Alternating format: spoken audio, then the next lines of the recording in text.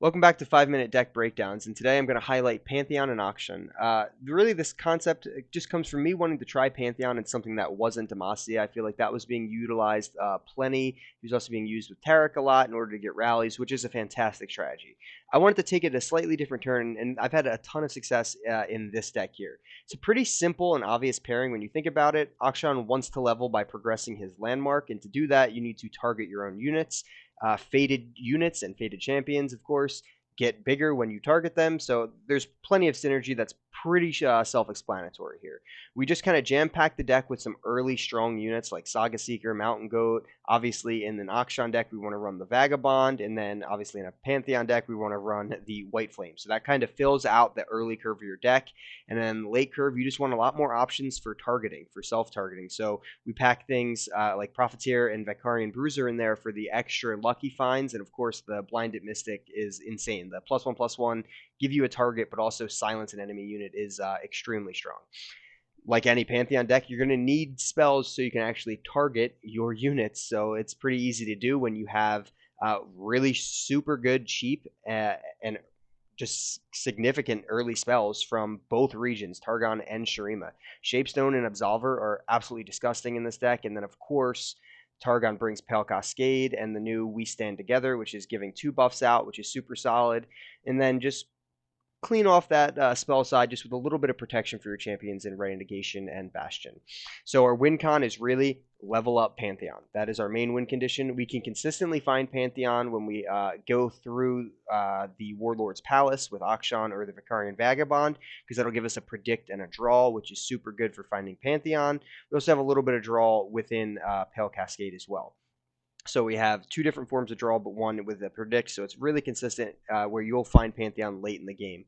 Early, we just want to trade super efficiently and keep hitting our faded target up. We don't need to do faded by turn 4 or 5 or anything like that. I know you're trying to hit your faded targets. You get 5 different turns of targets so Pantheon can level. We don't need to rush through that. We're trying to win the game around turn 7 to 9, really.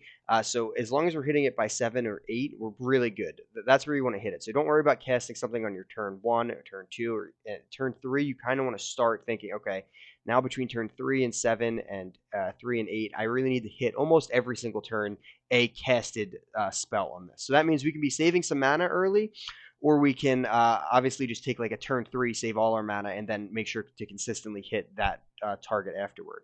But things like Profiteer, Vicarian Bruiser, and Blinded Mystic are really solid for letting us get those procs without having to use any spell mana. So that's super solid.